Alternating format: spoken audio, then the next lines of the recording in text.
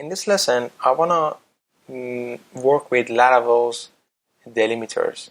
And to start with, let's open up the welcome.play.php file inside the resources and views. Inside this file, you can see that we have Laravel 5 and inspiring quote. Let's open up Google Chrome and refresh, and we have Laravel 5 and this inspiring quote underneath.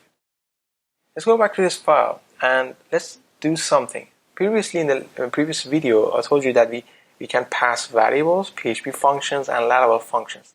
Let's start by Laravel 5 is, let's say, instead of Laravel 5, let's say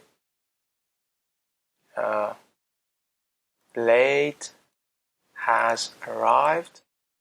Let's come back here and refresh and see that we have Blade has arrived. And then let's go back here and let's pass a variable in our roots file to show you how to do. We can go to returns view after the welcome page. You can insert this kind of code, which is array, my location, which is London at the moment.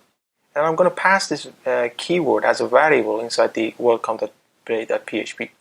This is how can you do this.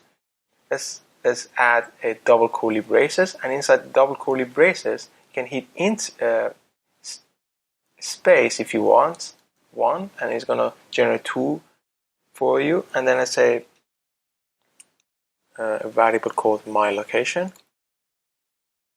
Yeah, and then let's save it and come back here and says Blade has arrived in London. I forget to add in. And then let's say Blade has arrived in London. Okay, this is a variable. Well, let's say we want to add a PHP function for this, and then I'm going to show you how to use Laravel functions.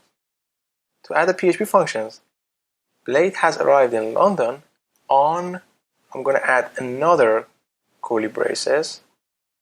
Then inside the curly braces, I'm going to use a PHP function called date, and inside the date, I'm going to use today's date, for example, day and month and year.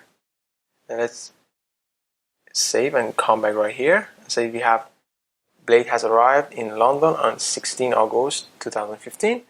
We could get rid of this and add comma instead of this, so it would be much simpler and nicer to see.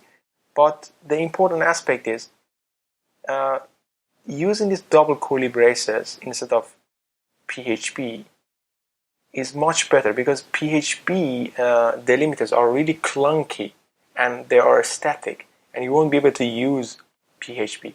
The second point is they are really simple to add. If you add one curly brace, any text editor or any IDE is going to add the second one and the closing one for you.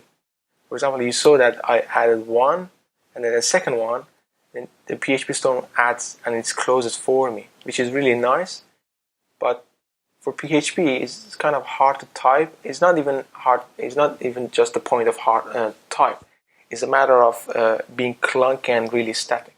So let's add. Let's scroll up, and then you can see that we have echo asset css main.css on the top.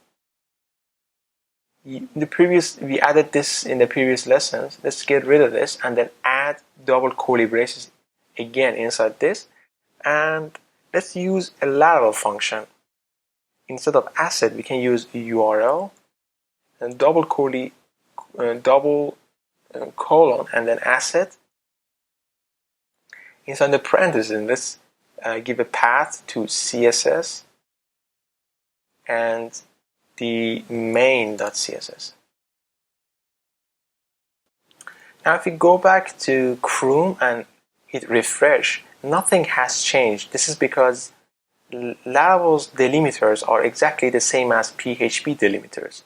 So the thing about PHP, as I said earlier, PHP delimiters are really clunky and you won't be able to use any Laravel functionalities inside them. But that's why you need to use double curly braces in order to use any assets inside your public folders. Now, if you want to add any JavaScript, for example, and any JavaScript assets, the only thing you need is just this asset file and the path to your asset CSS or JavaScript file.